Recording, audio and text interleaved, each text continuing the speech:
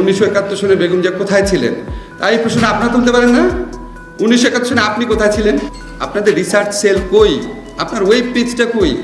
আপনি বলেন যে আচ্ছা আমার তো নিউজ প্রচার করে না সরকারি গণমাধ্যম, আপনি একটা বিএনপি টিভি নামে একটা অনলাইন টিভি করেন না, সমস্যা কি?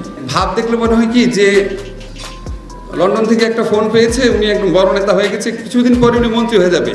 আপনারা কোনোদিন এই জিনিসগুলো ডকুমেন্টেড করে সাথে সাথে বলতে পেরেছেন যে আওয়ামী লীগ জামাতের বিরুদ্ধে আমাদের রুখে দাঁড়াতে হবে, আওয়ামী লীগ জামাতের বিরুদ্ধে লড়তে হবে? তো ওরা তো আপনাদের চেয়ে বেশি জামাতের সাথে গেছে। যখন বেগম জিয়ার বিচার হয়, এই বিচারের মধ্যে বিতর্কিত কিছু এলিমেন্ট আছে, একটা বিতর্কিত বিচার ছিল, সেটা নিয়ে আমি লিখেছি, বলেছি, মিজানুর রহমান খান লিখেছে, আপনারা লিখেছেন, আপনারা বলেছেন। এইভাবে বলা না। বিএনপি তো কত বড় বড় দেখি আপনার আইনজীবী নেতা আছেন, ঝগড়া করতে করতে আবার একজন একজনকে বহিষ্কারও করেন, ইলেকশনে জিতেন। এত আইনজীবী, বড় বড় আইনজীবী আছেন, আপনারা কেউ কি থরো রিসার্চ করেছেন এই মামলাটা বিচারের মধ্যে কি কি অসঙ্গতি ছিল? আপনারা কি এটা ইন্টারন্যাশনাল যে জুরিস্ট কাউন্সিল আছে, হিউম্যান রাইটস অর্গানাইজেশন আছে, তাদের কাছে দিয়েছেন যে বিচারটা ফ্লড একটা বিচার? দেন নাই। কেন দেন নাই? আবার নিজের মনে প্রশ্নটা বারবার আসে। আশ্চর্য কথা, এত বড় একটা সংগঠন, আপনাদের বেগম জিয়া ছাড়া আছে কি? উনি নাই, আপনারা নাই। উনি হচ্ছে অবিসংবাদিত একজন নেত্রী। আমি দেখলাম কয়েকদিন আগে বিএনপির ওয়েবসাইটে, 2 দিন আগে বা হয়তো গতকাল, আপনি একটা ভিডিও আপলোড করেছেন যে যখন ওখানে আওয়ামী লীগ নেত্রী একটা ইন্টারভিউ দিচ্ছেন, তো ওনাকে আবেদ খান প্রশ্ন করেছেন আপনারা জামাতের সাথে গিয়ে আন্দোলন করলেন কেন? স্ট্রেইট বলেছে মানুষের ভোটাধিকার প্রতিষ্ঠা করার জন্য আন্দোলনে গেছি জামাতের সাথে, অস্বীকার করে নাই। এবং উনি বলেছেন আওয়ামী লীগ তার আদর্শ থেকে বিচ্যুত হয় নাই। সহজ কথা। এর আগে একটা পত্রিকায় দেখেছি উনি বলেছেন যে উনি শুধু আওয়ামী লীগের নেত্রী না, সকল বিরোধী দলের নেত্রী। বিরোধী দল বলতে তখন জামাতকেও বুঝিয়েছেন। নিজামীকে পাশে নিয়ে উনি সংসদ থেকে পদত্যাগ করেছেন, সাংবাদিক সম্মেলন করেছেন। আপনাদের বিরুদ্ধে এই যে নিরন্তর প্রচারণা হয় বিএনপি জামাত, কথা বলি বিএনপি জামাত, বিএনপি জামাত, আপনারা কোনোদিন এই জিনিসগুলো ডকুমেন্টেড করে সাথে সাথে বলতে পেরেছেন যে আওয়ামী লীগ জামাতের বিরুদ্ধে আমাদের রুখে দাঁড়াতে হবে, আওয়ামী লীগ জামাতের বিরুদ্ধে লড়তে হবে? তো ওরা তো আপনাদের চেয়ে বেশি জামাতের সাথে গেছে, যায় নাই? ওদের রাষ্ট্রপতি পদপ্রার্থী গোলাম আজমের পা ছুঁয়ে সালাম করে নাই, একসাথে সংসদ থেকে পদত্যাগ করে নাই, একসাথে এর সাথে সাথে ইলেকশন যায় নাই। এই নেগেটিভগুলা কি আপনারা স্ট্রংলি বাংলাদেশের সাধারণ মানুষের কাছে বলতে পেরেছেন?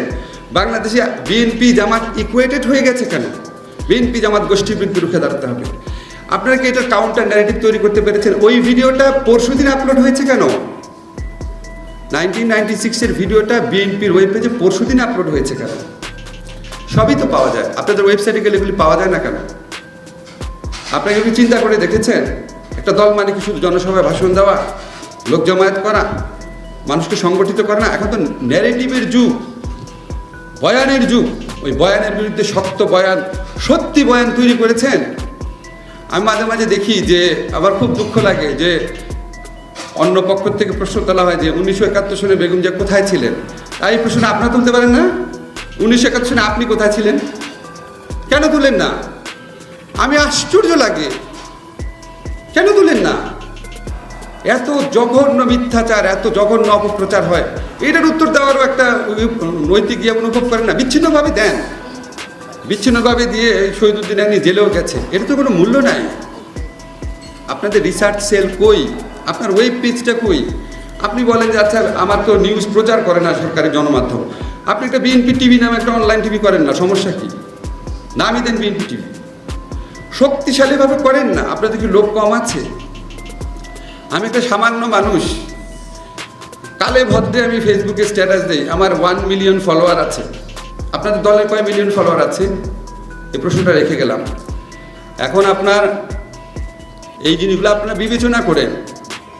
আমি বারবার বলি দেখেন, এই যুগটা হচ্ছে প্রচারণার যুগ, শুধু দেশে না গ্লোবালিও। দেখেন আপনাদের ন্যারেটিভ কোথায়? সত্যি ন্যারেটিভ, নিজেকে ডিফেন্ড করার ন্যারেটিভ। আপনাদের রিসার্চ সেল কই? আপনাদের অনেকে আছে আমি দেখি, মানে ভাব দেখলে মনে হয় কি যে লন্ডন থেকে একটা ফোন পেয়েছে, উনি একদম বড় নেতা হয়ে গেছে, কিছুদিন পরে উনি মন্ত্রী হয়ে যাবে। মানে ভাবটা হচ্ছে নিজের স্বার্থ চিন্তা। আরে বেগম জিয়া কি নিজের স্বার্থ চিন্তা করে রাজনীতি করেছিলেন? কি বেগম জিয়া রাজনীতি করেন? আমরা তো দূর থেকে দেখেছি উনি যখন এরশাদের বিরুদ্ধে আন্দোলন করেছেন উনি স্বার্থ চিন্তা করেছিলেন, তা তো উনি আগেই আপোষ করতে পারতেন। উনি যখন আপনার 111 গভর্নমেন্ট ছিল ওইটার সাথে তো প্রথম আপোষ করতে তো ওনার কাছেই গিয়েছিল, করেছেন? আপনারা কে কি সাফার করেছেন? অবশ্যই আপনাদের অনেক নেতাকর্মী জীবন হারিয়েছেন, with due respect to them, আমি তাদের কথা বলছি না, অন্য যারা মোটামুটি ভালো অবস্থানে আছেন আপনাদের তো ওনার স্যাক্রিফাইসটা চিন্তা করেন।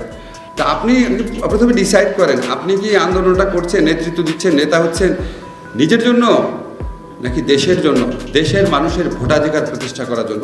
যখন এইভাবে চিন্তা করা যাবে আমি দেশের মানুষের ভোটাধিকার প্রতিষ্ঠার আন্দোলন করছি, তখন বেগম জিয়ার প্রতি আপনাদের সত্যিকারের রেসপেক্ট প্রতিফলিত হবে। উনি মানুষের ভোটাধিকারের আন্দোলন করেছেন। বাংলাদেশের মানুষ আজকে ধরেন 20-30 বছর পর আমরা কেউই থাকবো না, মরে যাব, কিন্তু এইটুকু বিশ্বাস আমার আছে, জীবনে পড়াশোনা তো কম করি নাই, যে যদি কোনোদিন বেগম জিয়ার সত্যিকারের মূল্যায়ন হয়, এই যে গণতন্ত্র ভোটাধিকার প্রতিষ্ঠার আন্দোলনের অবদান অবশ্যই ওটা স্বর্ণাক্ষরে লেখা থাকবে। ওনাকে ভালোবাসলে, বাংলাদেশের মানুষকে মুক্ত করতে চাইলে স্বার্থহীনভাবে দেশের জন্য এই জনগণের ভোটাধিকার প্রতিষ্ঠার আন্দোলনের জন্য কাজ করেন। কে কি নেতা হলেন, কে কি পদ পেলেন, সেগুলির চেয়ে অন্য বড় কথা।